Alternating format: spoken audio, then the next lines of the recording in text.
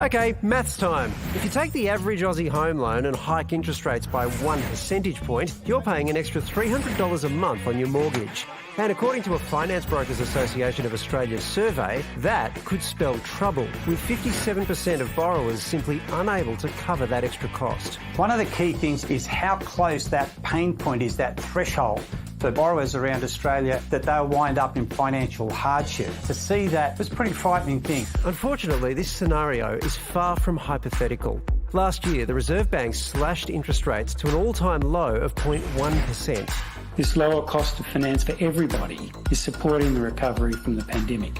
It gave lenders a licence to get a fire hose and just spray out cash. And it worked. New first home buyer loans surged and we avoided a prolonged COVID crash. Problem is, it's worked too well. Now inflation's spiralling and house prices are halfway to the moon. On the moon. The obvious fix? Turn off the money tap and hike interest rates. That would put the hurt on thousands of borrowers. They could potentially wind up in a negative equity situation, so they owe more money than what the home's worth. And that can be really challenging for people, especially when they've borrowed to the absolute maximum they can. But not lifting rates could leave prospective buyers locked out for life. So is there a way to cool down the red-hot market without also wiping out new homeowners? Well, ABC business reporter Daniel Ziffer is watching on in horror and he joins us now. Dan, why are we at the point where so many borrowers are so dangerously stretched? Well, it happened really easily. The housing market went nuts. Prices jumped about 20% last year, but wage growth just hasn't kept up. In the past few years, it's been in the low percentages. Last year, it was less than 2%. So the gap is increasing between what people earn and what they have to borrow to get a mortgage or to get into the market. Incredibly, today we learned that it's been, 11 years that we've gone without an interest rate rise. Gosh. I mean, that's incredible. Have people just forgotten that they can go up?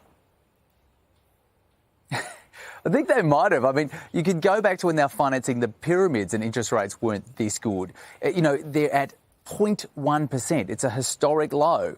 But, you know, house prices have been rocketing.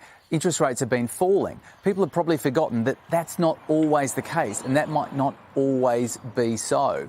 The issue is that our economy is so tied to housing and people are so stretched now already in what's called housing stress, where you spend more than 30% of your income on your housing, that any uptick in rates, any attempt to kind of lift them will have a huge impact in putting people into real financial stress. And what means from that is that people have to spend more on their mortgage, so they withdraw it from the economy. They don't spend it on other stuff because they're trying to keep a roof over their head. RBA have said that they don't expect the official cash rate to increase until like 2024. Sounds like the banks don't believe them, should we? It's really hard to know. I mean, look, they keep saying it really consistently. They're trying to reassure borrowers. And the median house price in Sydney and Melbourne is over $1 million. You know, if you look at the exchange rate, it'd be cheaper to buy the median house in London right now. So people are sitting on really massive mortgages. And if interest rates do rise, and there's no suggestion they will go anywhere other than eventually up, people are going to feel that stress. Now, the only kind of good point from this period is that over the past couple of years, people have, through bank policies and through their own diligence, been increasing the kind of buffer that they have. So more and more people are not on the line of repayments. They actually are kind of 6 months, 9 months ahead, so that if there was a real crunch, they'd have some time to work out a solution. But interest rates can't go down any further. The Reserve Bank has said they're not going to go negative, and that means that eventually they will rise. At this stage, they're saying 2024, but the money markets are betting against them. All right, Dan, we'll have to leave it there, but thanks so much for your time tonight.